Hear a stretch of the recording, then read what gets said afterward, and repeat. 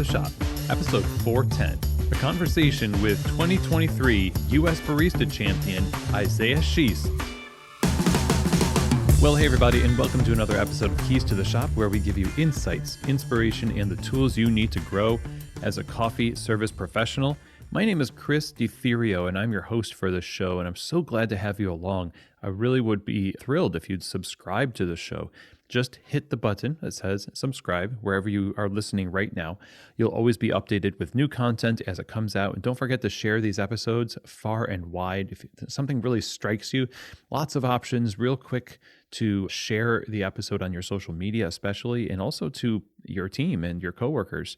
So people can find out about Keys to the Shop and the great conversations like the one today can benefit more people. So thank you everyone for doing that. Now, I want to let you know Keys to the Shop is not just this podcast, but also a coaching and consulting company. I get to work one-on-one with some amazing owners and operators to help them take their businesses to the next level, clarify issues that come up, which are just, common for operating coffee shops, to bring clarity and solutions that are long lasting to help with profitability, to help with just finding joy in the process of operating a successful cafe, and also for people who are just on their first steps of the journey of owning a coffee shop. There's a lot of foundational groundwork that gets laid, and I love being able to help people avoid needless mistakes, problem solve ahead of problems, and build something wonderful that they love working in, owning, and that their customers love coming to. So if that's something that is interesting to you and you want to find out more about working with Keys to the Shop consulting and coaching, go ahead and email chris@keystotheshop.com. That's CHRIS at keystotheshop.com. We'll set up a free discovery call and talk all about what you got going on and how Keys to the Shop consulting might be able to help you. Again, that email is chris@keystotheshop.com. Speaking of successful coffee shops, I walk into a place like you and there's just a feel, right? There's this expectation of something great when you walk into a lot of these specialty coffee shops. They're set up to showcase the fact that you're about to experience something special.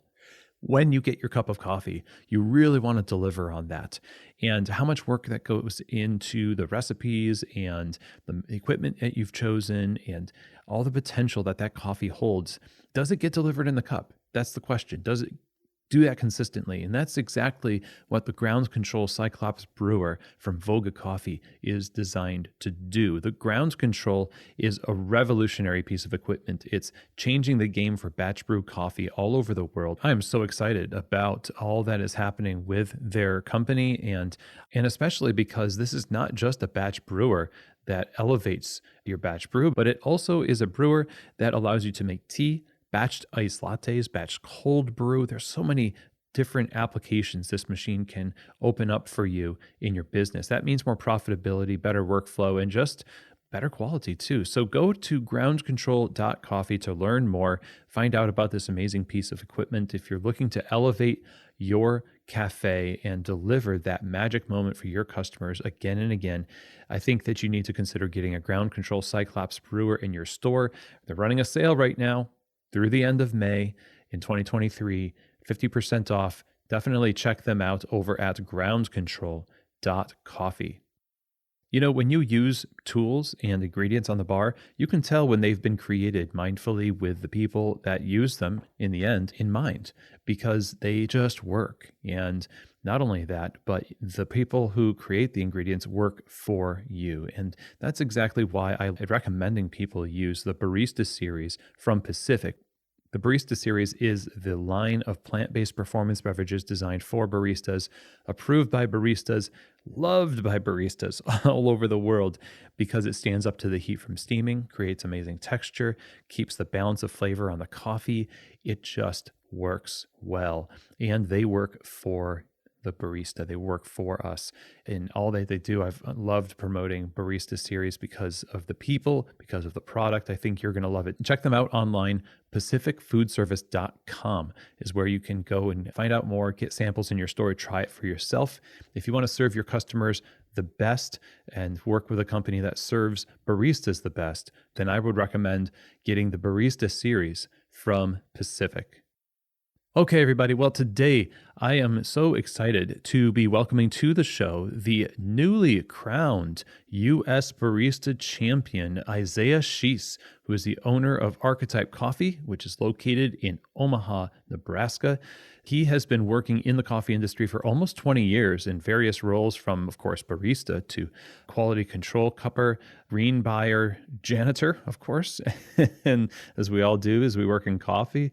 And he has competed in the US Barista Championships for 9 years. I mean, let's just call it a decade of competition. He judged for 2 years and has placed top six in 8 of the 9 qualifiers. He finished fifth in 2020, as now, like I said, the US Barista Champion in 2023. I mean, I've seen Isaiah's competitions throughout these years. I've seen him at latte art competitions too, and watched his journey unfold through competitions, through opening Archetype Coffee. And today is just a great conversation about all of the above, his evolution as a barista, getting into competitions, and how that shaped his view of himself, the community, his career. Then, of course, we talk kind of like this as a mini Founder Friday, too, because we talk about owning Archetype Coffee.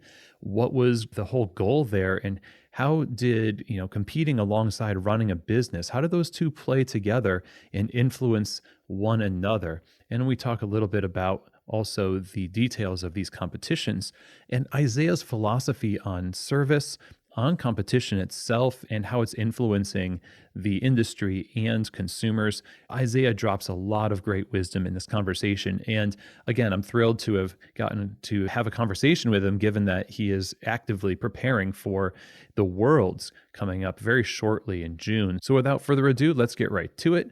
Here now is my conversation with the 2023 US Barista Champion, Isaiah Sheese. Well, Isaiah, welcome to Keys to the Shop. How are you? I'm doing very well, Chris. Thanks for having me. I'd be doing very well too if I just won the US Barista Championships. Congrats. Thank you. Thank you. It's a long time coming. It's been, you were telling me how many seasons? 9 seasons competing and 2 judging. And a total of 15 years of you being basically in the competition circuit. And I mean, this must be like a dream. Yeah, it's very surreal at this moment. I saw this cartoon years ago, and it was a cartoon of a guy trying to mine for gold, and he digs around, digs around, digs around, digs around, and he stops, and he's like one pick away from hitting the treasure. And I remember seeing that, a couple years back, and I was like, do I keep going or do I stop? It was like a fine line for me of like, am I just beating my head against the wall because I wanted to win or achieve this goal, or is this craziness? And so I always harken back to that comic strip, and I decided to persevere. That is intense because you look at those things and you think, yeah, that's trite and it's a cartoon, but then it's true, and you're just living proof of tenacity.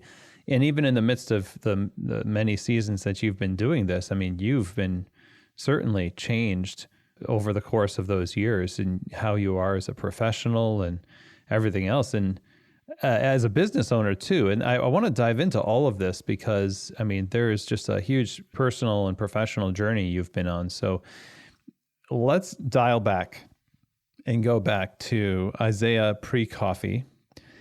And what kind of was the catalyst that launched you into the professional world of coffee? I was just at like a weird spot in life trying to figure out what I was going to do in Tulsa, Oklahoma.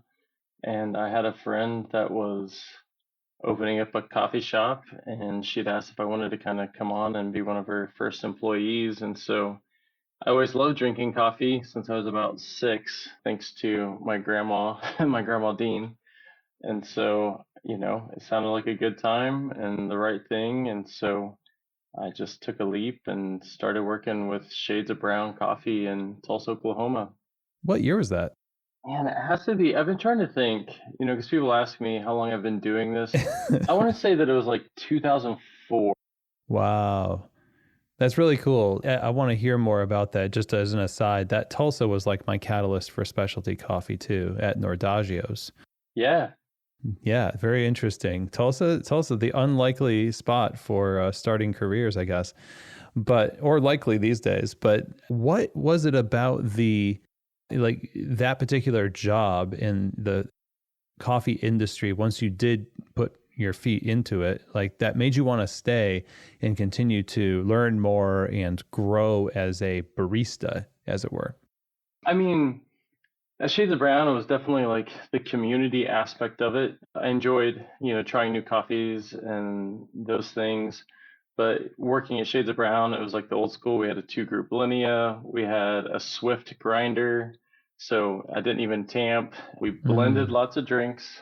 It wasn't until my second coffee job where I learned to tamp, I learned to cup, that I was able to actually go to an origin trip, and that was probably the slippery slope that kind of led me to where we are here. Yeah, obviously, this is now more than just your job, which can get kind of claustrophobic, right? It's just like you're in a shop, you're making coffee day in and day out. It must have opened up the world to you. Yeah, absolutely. I feel like there are very few industries that you can have incredible impact, not only locally, nationally, but globally. And I feel like, coffee is one of those industries that I've been fortunate enough to be a part of. And so I care about people, I care about coffee a lot as well. But it was just one of those industries. It's like, man, you can see, personal growth, you can see community growth, like locally. Once I started competing, that opened the door nationally. And then, once you start traveling to origin, it's like, man, we as an industry, if we make the right decisions, we can make the world a better place through relationship. And so it was a very slippery slope once that door was open for me. Right. So then, as a lot of us do in this part of our career where, a fascination and enthusiasm turns into something even, I would say, earnest, something a little bit more, cause based in a sense, and we take it more seriously. What was the next step for you to move beyond where you were to take on the next challenge? Was it management? Was it competition directly after like an origin trip? What was that next step for you? For me, yeah, it was competition. At that time, Barista Magazine, I don't even know how old Barista Magazine was at that time, but they'd put out some baseball cards that were baristas and it had their ranking on them, where they worked, what they placed. And at that point, I had zero, knowledge of the US Barista Championship, but I was like, man, I want one of these baseball cards. As a kid, I played Pee Wee League and played all, baseball for a lot of years. It's like, this is awesome. How can I do that? So the owner of the shop that I worked at the time found out that there was going to be, the South Central Regional Barista competition in Austin, and so he signed me up and just kind of threw me into the into the ring, and it was kind of one of those like sink or swim moments. Oh, wow. Okay. So you, as a barista, now have all this skill that you've acquired on the day to day bar, but now you throw yourself into a competition venue. It's quite different. Oh, it was very different. Especially, it was very different. It was absolutely culture shock. I think we scoured the internet and found maybe a couple videos of just like the format. So I knew what the format was, but I mean, back then there wasn't YouTube and all of the resources that we have now in this day and age. And so I found a video of what the format was, and then I put together the best presentation that I could. That thank God no one was streaming it, and that Oh, I you was can't gonna find say it. you killed it, didn't you? You did so good.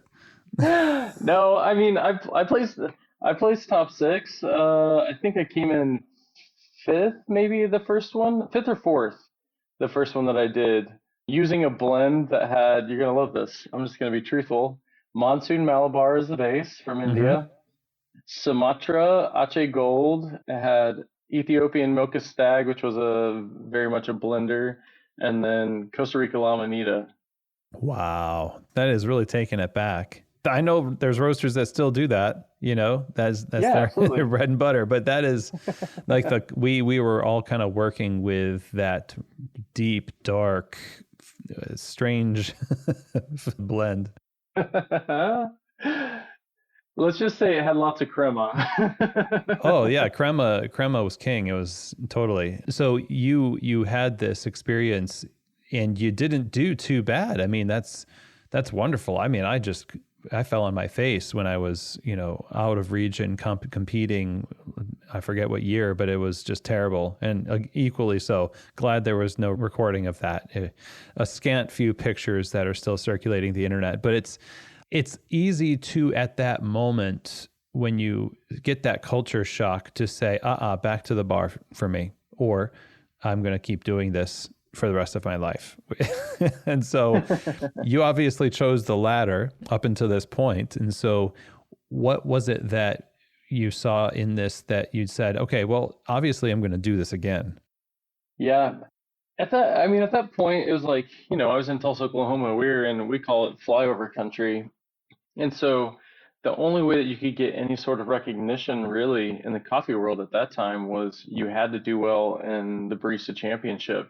It was like the only exposure that we had. And so my thought was, at that time I was much younger and a lot cockier, felt like I had something to prove. And so, it's like I work bar every day. We hustle. Like I'm a real barista. Like I'm not just a competition barista. Like, I've chosen this as a career path. And so it was really like I just wanted to prove that we in the Midwest, could hang with those on the coast. And that's really why I kept after that during that season. Oh, holding it down for your hometown. Trying to, yeah. It was funny because in those early years, I placed top six at the qualifiers, but then I would show up at nationals because in those days, unless you won the regional, everyone started at qualifiers. Started at quarterfinals. Now the top six at each qualifier, they're automatically in semifinals. And so in those early years, I would show up at nationals and just get my butt kicked. And so seriously, it was seriously humbling from not only like the professionalism, the way that people carried themselves, from their place settings to the equipment that they were using. All the way around, I was absolutely not playing the same game back then.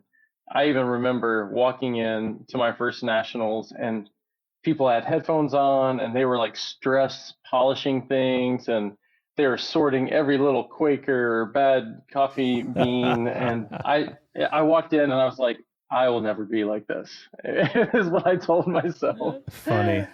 And then it was like, 3 years later, I'm back there doing the exact same thing.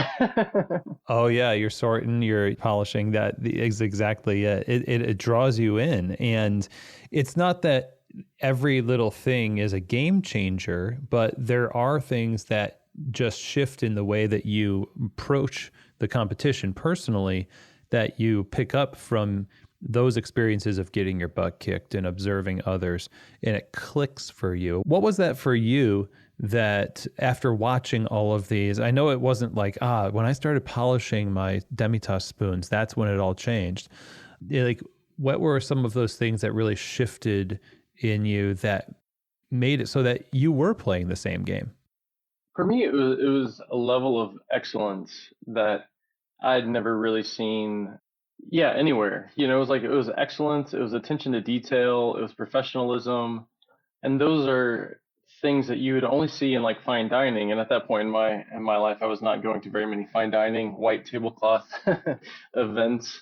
And so being able to see that passion was really, like the impetus for me of like, if I want to play this game, if I want to be competitive, this is clearly what it takes, because these are the people that are making semifinals. These are the people that are making finals. And clearly I'm not doing any of those things. So it absolutely can't hurt. And it honestly made me take it way more serious and take way more ownership than I'd had before. But I was really just approaching it like a barista that works a line, who knows how to make good drinks and build community. But that clearly was not the game that everyone was playing on that stage. Right. And that level of excellence leads you to make certain decisions about ingredients or coffees that you're going to use. And I imagine maybe both of those things were things that shifted as you started to have that mentality shift. Oh, absolutely. The first year, everyone really was still using blends. The second year is really when, you started to see intelligentsia using single origin, and there was just like a huge shift in the approach to the coffees that they were using, and even like the tasting notes that were being called and how they were doing things. And so, yeah, it was like the second year, I single origin, it was like a coffee from Colombia, natural process coffee from Colombia, which was, probably one of the first naturals from Colombia that actually made it into the States that early on. Mm. But it made me think about things differently. And, also going over 24 seconds the first year that I competed, because I was talking about four different coffees, it kind of made me look at things a little bit differently in regards to scripts. More to say about one is probably better than a little to say about a lot. Absolutely. Yeah. So then as you continued to do this, I think you started in 2009. Is that correct? Yeah. And then eventually you got enough experience under your belt to, find greater success in fifth or sixth place. What were some of the key moments for you in competition, let's say, before opening your business? I took a year off before opening Archetype because during the build out, I was like, I can't compete and build a shop out at the same time. Stress level, no way, but I still wanted to be involved. I didn't want to lose any momentum that I kind of built. And so I took that year off and I went and judged in Kansas City. And that was honestly the competition turning point for me, where I realized I was not once again playing the same game or at the same level at nationals that I was at, a regional or qualifier. And I also realized it's not just how you read the rules, but it's how you apply those rules. It's like, what are the judges? How are they interpreting, the rules? And that was really what elevated me to the next level to what I think actually being a real competitor, being able to hang at both, regionals, qualifiers, and nationals. Wow. Yeah, that's a story that I hear a lot from people who judge, and you hear from judges, they say, or competitors that have done it before, they say, you should totally judge. You should take, the most ambitious people will just like, mock that. I can't, I have to keep going. I have to keep going. But, it's that perspective from the judges table that a lot of people credit similarly to you to changing their results in the competition. And I'm curious if that lines up at all with just the way that we tell people in the coffee shop that you should be a customer of your own business. Is it kind of similar? Like, what's the dynamic there? I mean, I think so. Absolutely. I think it's hard to give good customer service if you've never had good customer service, you know, Yeah. which is a funny statement to say, but if you've never been to a restaurant that follows, setting the table by Danny Myers, like if you've never had that level of attention to detail in a service experience, it's hard to model that same level of customer service. And so it absolutely applies to, I think, judging as well, and competing. If you've never judged and sat and on the other side of the table and, gone through that experience, it's as a competitor, it's really hard to fully understand what the judges are looking for. It's like you can read the rules, but being able to apply them in a way that they're being received on the other side of the table is a very different game. Yeah, agreed. And now let's talk a little bit about starting a business. Because in the midst of your competition, turning point here after you judging where everything changed for you, everything changed in a different way in that you are now the owner of Archetype. And I'm curious about, what led you to this point where you wanted to open your own coffee shop, and how did your past experiences, but I guess both in competition and in your past jobs, really shape the way that you built Archetype? I was at that point in my career as a professional, it's like I've been on buying trips, I've done consulting, I'd competed several years, and then ended up my wife and I moving to Omaha because she got a job there, and so at that time, there weren't a ton of specialty shops that were hiring, and there really wasn't like a huge specialty coffee culture here. And so I had always talked about wanting to open a shop. And so the last year that I was in Milwaukee on during my wife's fellowship, I took a business writing class. And so,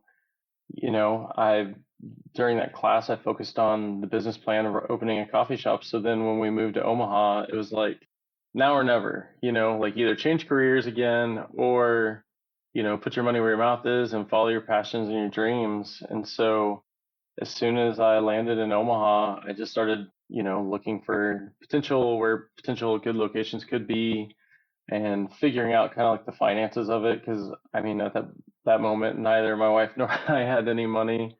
And so, yeah, it just like, let's pursue the dream. Let's make the jump. Did your competition experience and expertise, like up to this point, your history in coffee, help in acquiring the necessary funds to just get started as a coffee shop? Well, sadly enough, I was not as successful as others during those early competition seasons. Like I said, I placed top 6 in every regional or qualifier with the exception of one, but the ones that really get all of their eyes and attention on them are the people that place top 6. I mean, we saw Michael Phillips, go from working at Intelli to opening up their shop, and I did not have that luck. So it was very much like a bootstrapped situation for me. But I will say, like, on the competition side, like what's applicable I think in cafes is just your attention to detail, excellence. When you're competing, you're practicing so much. It's the most I'm ever focused on bar. Like it's like when during competition season, I guarantee you is when I'm producing the best espresso when I'm working a shift and the best milk because you're so focused on a singular thing that it really shows in the skill sets, even behind a bar. Yeah. And so let me ask you about that then. So you have Archetype, which, by the name, it sounds like it should represent a good, kind of a survey of, coffee experiences. I mean, what is the concept of the business itself? So, I mean, the concept, archetype is the original of something that all things model themselves after. So, when I started Archetype, the goal was like, can we do business in a way that others would want to model themselves after, So from the competition side, just like being excellent. So being excellent in all that we do and how we provide customer service and how we prepare coffee. And that was really like the focus. But I would say like community and customer service was more of an important side of things just because being in the Midwest and people not really being exposed to what specialty coffee is and can be, they had zero understanding. It's like light roast, dark roast. What syrups do you have? Do you have a blender? And so for me, as much as I would like to always be producing the best coffee that we can, showcasing, amazing farmers, both small and, large, we really had to focus a lot of our attention on the community aspect of stuff. And then when you gain the trust of those customers, be able to showcase what we're truly passionate about, which once again is the coffee. Well, and also it feels like when you're starting with a community bent, you're going to have to meet them where they are flavor wise too, right? Oh, absolutely. I mean, when I when I first started, I was like, I'm not doing cream and sugar.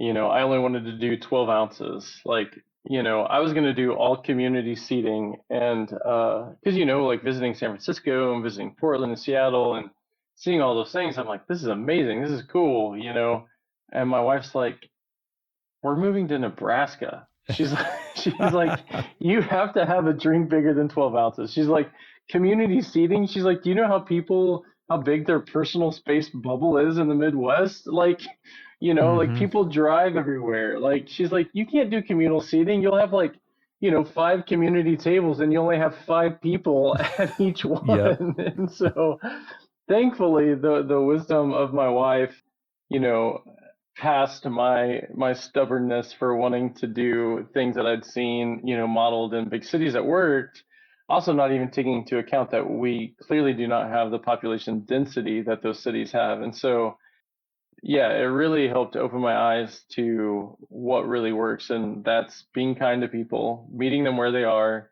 Like if they want to get, extra vanilla in a latte and they do it every time and it's in a 16 ounce, but they love it. And for whatever reason, they think yours tastes better than the shop down the street, then you're doing something right.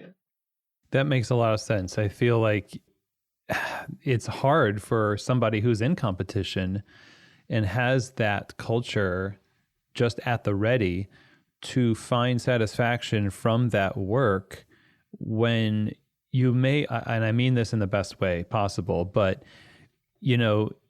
I think there are people, and I was one of them, that would be ashamed to have their competitor friends walk in and see them serving certain drinks. And, especially when you're younger in coffee, you feel like, oh, if somebody just saw me doing this thing I'm doing, I'd be kicked out of coffee. I mean, did you deal with that, and how do you overcome that? I had to deal with my own ego, honestly. I mean, if I'm being completely honest, when I started, it was like I wanted to showcase coffee. Like I didn't have a problem saying no at that time to people. It's just not what we do. It's just not who we are. It's like, hanging your hat on your values was something admirable in my book. And so then I just realized it's like if you win a customer, like if someone wants to order, let's just say a swamp monster, which really isn't a real drink. Let's just say like matcha with, oat milk and espresso, and they think it's the best thing in the world, and they're telling all their friends about it. Like that's a huge win in my book. But in the early years, yeah, I absolutely would have been like ashamed, and my wife probably would have even been like, "Why are you doing that? That's not who you are." But it's like we're winning a community, it's like you're winning people, and that provides opportunity for conversation, and that conversation provides opportunity for deepening a relationship.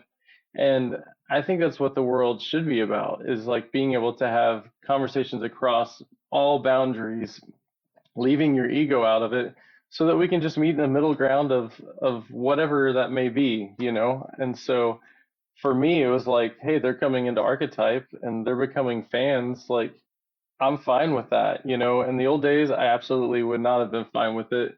But I feel like I've matured and softened a bit on, like, you don't need an ego. You know what I mean? Like, people like you for who you are. So just be you. Like, check your ego at the door. And hopefully, when they come into Archetype, they feel always welcome. Yeah, so I felt like that became way more important to me than, you know, only black coffee, only single origin espresso, only, traditional drinks. Yeah. Wow. I couldn't have said it better myself. That's great, because it shows a sense of something greater than ourselves, right? And Yeah. really, when you got into coffee, you had this origin trip, and something greater than yourself was what got you into coffee. So it makes sense, that you would see, like you saw this farming community, and then now as a business owner, you're exposed to this customer community in a different way. Like you are the one, the providing the service now. And so with this genuine kind of authentic hospitality focused business, how does that then change the way that you approach how you represent coffee on a stage, which I think a lot of people would think it's a stage, you're going to put on a mask, you're going to put on a face, but how do you represent these kind of authentic values in a performance of coffee, which is the competition? That's a great question. I think in life, we as humans, we love formulas. We love 1 + 1 always equals 2. And I think, in some areas of life that works, but if we all follow that rule, we're all going to look exactly the same, and it's always going to be the same. And, I think looking at a stage where you've seen successful competitors in the past, it's easy just to want to mimic those things because, when you play a game, ultimately I would say the goal is to win. But for me, it's always been about one, being authentic, who I am, two, it's always been about like representing, the values that I have in regards to our shop and how we approach coffees. So from the coffees we source to the way that we roast them to the way that we extract them. And so it's been a journey to be able to figure out how I can take my values as far as like the coffees that we source and the coffees that we love and the way that we roast them, the way that we extract them, and figure out how that works in regards to the score sheet in order to be successful while still being authentic. And for me, still pushing the boundaries of what coffee can be. And so it took a long time to really figure that out in order to be successful. I knew we were sourcing amazing coffees, but it was like, how do you represent everything that you truly want to represent and be honest with yourself and still being relevant and have the potential to set yourself up for a win? And so, I mean, obviously it's taken me 11 years to really figure that out, and, hopefully culminates this year. Is the tension of figuring that out that you want to basically please all audiences in that case? Like the people that you serve at Archetype, are they drinking these competition coffees? Yes and no. Yes, in the sense that, I mean, the coffee that I'm competing with this year, we've bought all of Lucy's Pink Bourbon for the last 4 years. And so we serve that coffee, every year, and we sell it on the shelves. It's approachable. Some of the past competition coffees, man, they've been so expensive. The market in Omaha isn't exactly fully ready for that. So most of those coffees end up being sold all over the world on our website. And probably like 2 to 5% of those coffee sales go to Omaha through people that are, passionate about that. So that's the tricky side of it, is like, one, knowing your market, and yeah, that's been a harder one for us to be able to get Omaha fully on board with some of those more expensive coffees. We're getting there, but it's definitely been a steep uphill, crawl. What are some examples of coffees that you've chosen in competition that you feel, yeah, this is like me doing that and pushing or, showing people how coffee can be? In 2000, like the 2017 to 18, I'd use a coffee. It cost $3.90. It was a washed Paranema from Honduras, super small farm. I mean, we bought his whole harvest that year. It was a Lexus Sagastume, and I missed finals by 2 points, and very devastating for me. It was probably one of our best, still one of our most favorite performances that I'd done. But that year, it was at finals. It was La Palma, La Palma, La Palma, La Palma.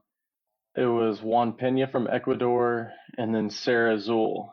And those are all the, top 1% of echelon coffees, And so that next year, I was just like, I don't know that I can hang with a coffee like this, because it's like the barista's a brand, the roaster's a brand, the farmer's a brand.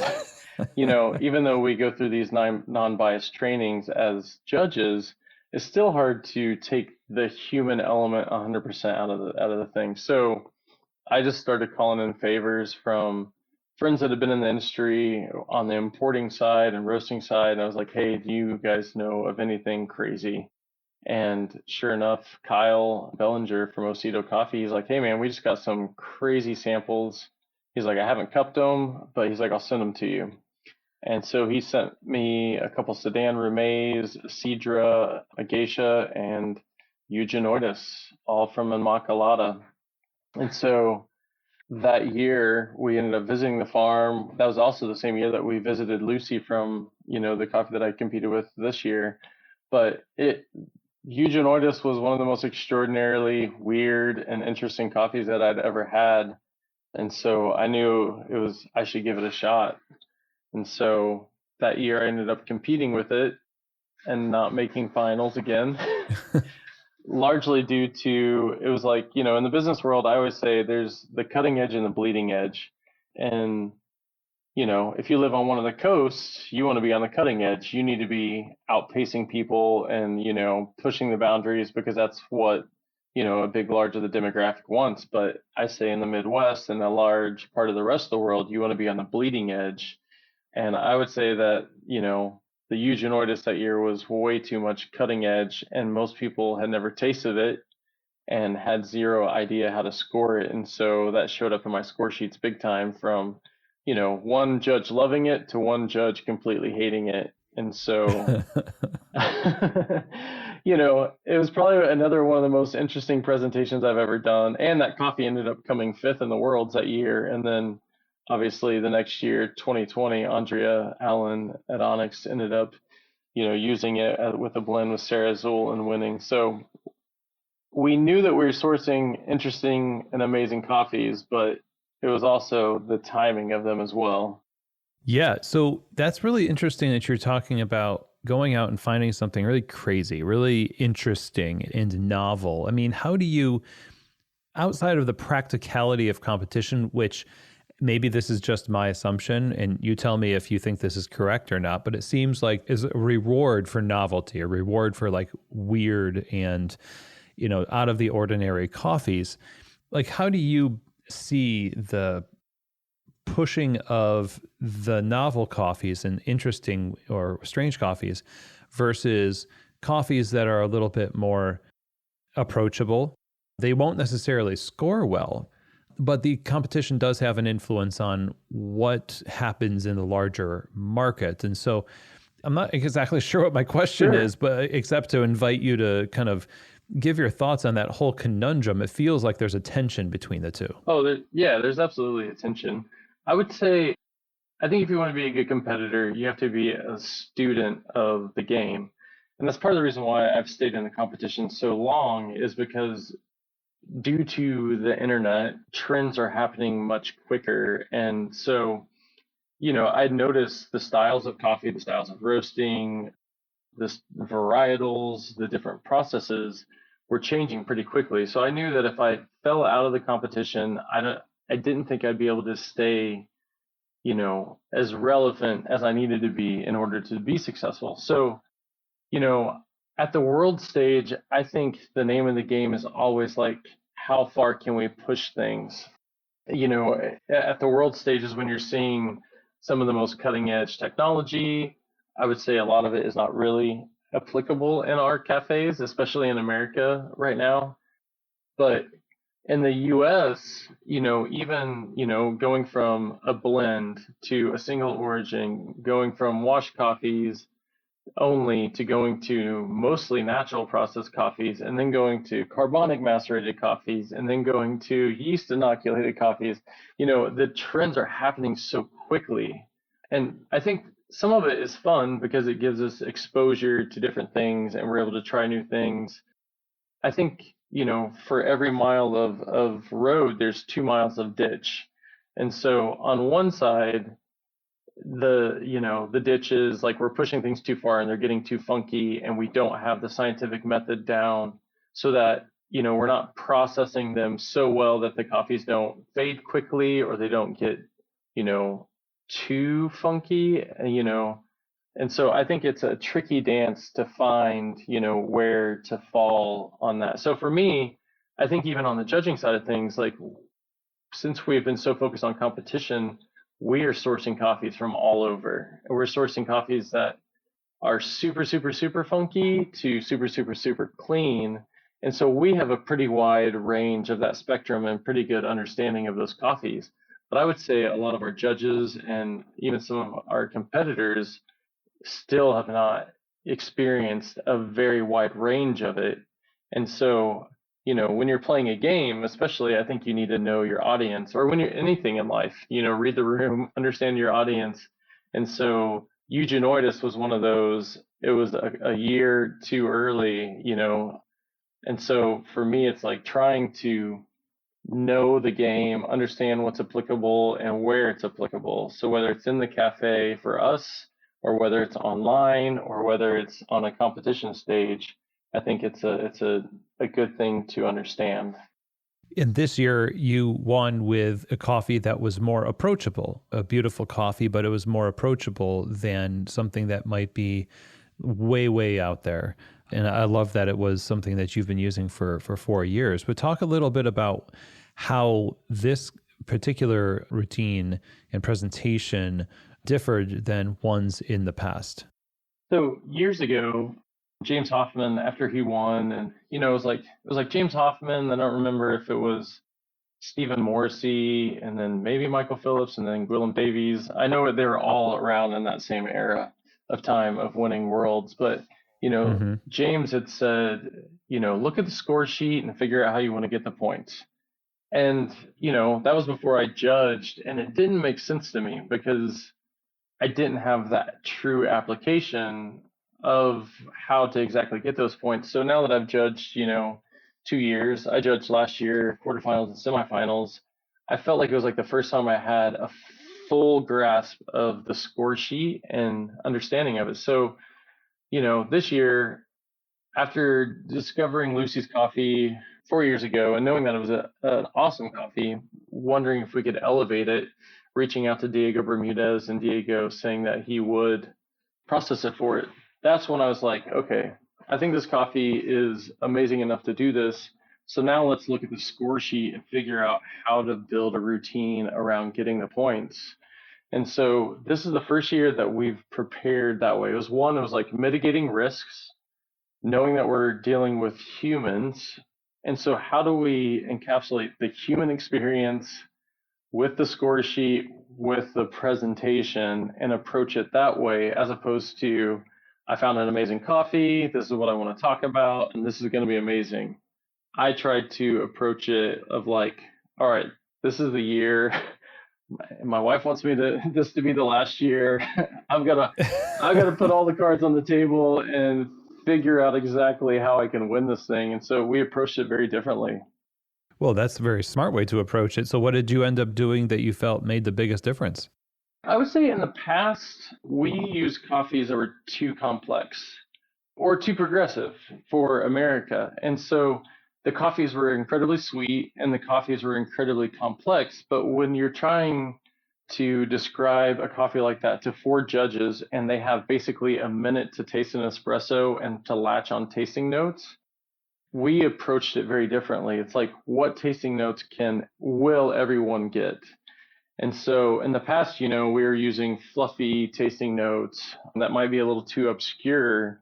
And I remember, John and Andrea from Onyx have been great friends of ours for quite a few years. And we had always usually with Andrea during finals when I wasn't in finals. And so John would always come and taste with us. And so 2020, I came in fifth. He's like, hey, can I see your score sheets? And so he looked over the score sheets with me, and then we started talking about tasting notes and how to build those tasting notes. And he would just be like, how many people have eaten a passion fruit this year? Well, so how many have eaten one, but how many of them have they eaten? So there's a big difference between those two things. It's like, okay, yeah, I've had one dragon fruit this year. How many have I had them, and how familiar am I with those things? And so we try to pick tasting notes that were approachable, applicable to the coffee, and pretty transparent, as opposed to listing 6 tasting notes that they might get 3, maybe they get 2 of them, and they definitely don't get 1 or 2 of them. And so we tried to be very smart in how we approach that. And I mean, honestly, I owe a huge credit to John for giving us that tidbit to kind of figure that aspect out. Really smart in that kind of question that you're asking, and the way you're approaching competition is parallel to the kind of thinking that goes into a successful coffee program and hospitality program at a regular coffee shop. So, yes, so it's a constant moving target, humans, right? We're always changing, we're always evolving.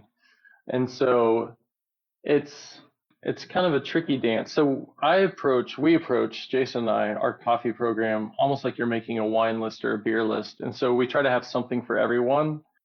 And when Handsome Coffee, they started, we do comfort and adventure, which I thought was pretty smart. It's like coffees that are very comfortable. So they're going to be chocolatey, they're going to be nutty, they might be earthy. And then like the adventurous coffees are going to be, maybe fruity or have some like crazy acidities and those things. And so that's kind of how we approach, our buying.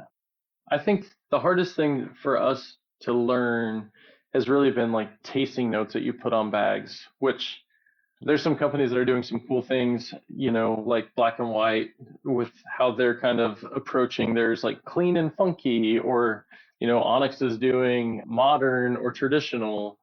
It's because, just because I taste it doesn't mean that you're going to taste it. So a lot of times we put tasting notes on the bag that just were going over our audience's heads, or they wouldn't take a risk on it. And so we've tried to even be more approachable with the tasting notes that we put on bags, so that people will be, enticed to give it a chance. And so I think that's like the hardest thing, is just, once again, knowing your audience is important, and knowing, when to push the boundaries and when not to push the boundaries, or how to make it more approachable, I think is really where we've fallen the last couple of years. That's smart. And it's patient, right? You have to be patient with the process instead of trying to force people to use the words you want them to use. And, if they don't understand something, then they're just plebes. I don't understand you not loving this coffee. In our education process in the coffee shop is often antithetical to hospitality.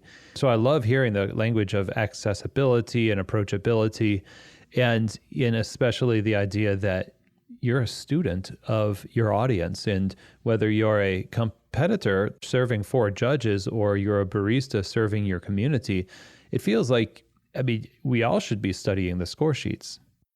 Oh, absolutely. Both the score sheets and the competition, and both the score sheets from our customers and our communities, in the early years, I would see Yelp reviews and I'd just be ticked about it. But, it is someone's perspective. And I think that's one thing, as humans, it's hard to look at other people's perspective, even if it's completely, oppositional to our own. And so I think as I've grown and matured in life, and giving people a lot more grace than I used to, it's like that perspective's just as valid as my perspective, and what can I glean from it and learn from it. And so we've definitely tried to take those things, I'm not sitting here reading all my Yelp reviews, but I do try to give space for them and learn from them, and be like, okay, if they had that experience, where do we potentially miss it, or how can we could have approached that where, that customer had a better experience. And so we try to translate through all the things that we do. I love it. It's a very holistic way to look at things. And I feel like over time you've earned that perspective, and you have to have gone through a lot of ups and downs and cycles of maturation yourself to, be able to be responsible for the things that you have on your plate right now as a business owner, and as a representative of the especially coffee community in the US now.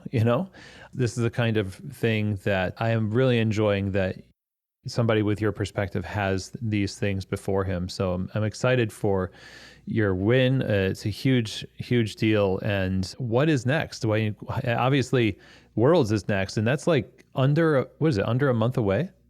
Whoa, no, whoa. At least give me a month. It's June 21st. Okay, so good. A little over a month. Sorry to free you. No, it's okay. What's next? Worlds is next. Really just focusing on that. What do we want to present there? I think we'll do a lot of the same, but it's like, how can we elevate it? For me, and in competition, I think one thing that we look at the Michelin star restaurants, and we look at fine dining, which fine dining has its place, and those, tweezers and all of the fluff, it absolutely has its place, and it definitely pushes the industry, right? But for me, I think if you're at the very tip top of your game, you should be able to be approachable to anyone on any level, and everyone should be able to have a good time. And so that's how I've always kind of like approached these things. It's like, you want your customers to come in and have a good time. And that's how I feel about, the judges and the audience. I want everyone that's being able to tune in or watch it or be a part of it to be able to enjoy the thing as much as I am. And just because we're having fun doesn't mean that it's not super sciencey. It doesn't mean that it's not super excellent. It just means that we know the topic so well that we can present it in a way that we can all relax and we can all enjoy each other's company. And so that's kind of my goal as far as what's next, as far as competition and in Greece and in Athens, is hopefully be able to bring something that everyone will enjoy and walk away with a smile. Awesome. Yeah, well, we'll all be rooting for you, obviously. And it was really great to get to hear a bit of your story. And I'm sure we could talk much, much longer here, but congrats again. And couldn't have happened to a better guy. How can we stay in touch with you as you are on your road to Worlds? So my Instagram, Isaiah Sheese, if you don't know, our Instagram Archetype Coffee was hacked, so we are working tirelessly to get that back. Our website is drinkarchetype.com, or archetype.coffee is another one. So those are the ways right now that you can follow along this journey. Well, Isaiah, I really appreciate your perspective and the insights that you've shared with us here today. Thanks for speaking to us. No, thank you so much for having me, and thank you for Keys to the Shop. You've done an amazing job and given us tons and tons of perspective and wisdom and knowledge from all the interviews that you've done. So it's truly invaluable tool for us. So thanks for all that you've done all these years. Thank you. Okay, well, one of the things that I loved about this conversation is Isaiah's perspective on the balance between, pushing the envelope in coffee and also, serving the community that he has through Archetype in Nebraska. And, the art and balance of, promoting things that are pushing the envelope and are fun, experimental things in coffee, while at the same time, remaining servant-hearted in the way that you display coffee to the people who come to you and rely on you to serve them something that they will love and not just something that you and maybe sometimes you alone love. That's a tricky balance. And I'm so glad for Isaiah's success and the tenacity that he has displayed throughout his competition career. And especially glad that he made time for us today on the show. So a huge thank you to Isaiah for joining us on Keys to the Shop. So if you want to follow along with the goings on of Isaiah and Archetype Coffee, go ahead and check out drinkarchetype.com and follow Isaiah on Instagram at Isaiah Sheese.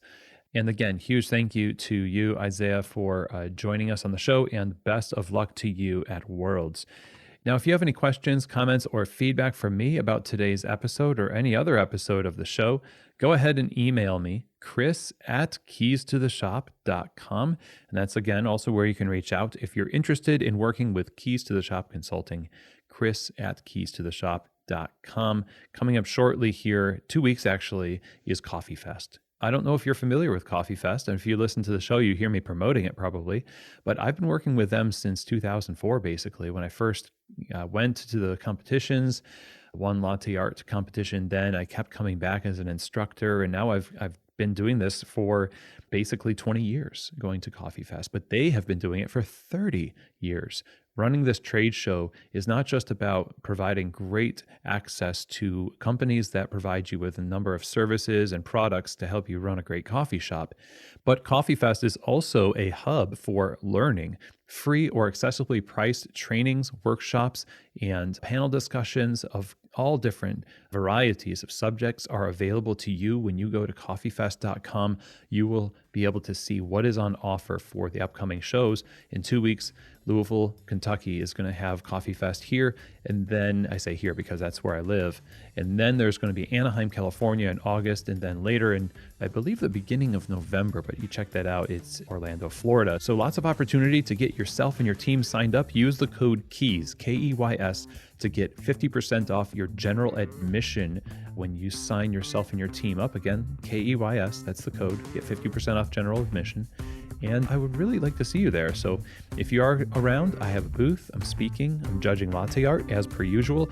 And I, again, would love to meet you and say hello. So again, check them out over at coffeefest.com.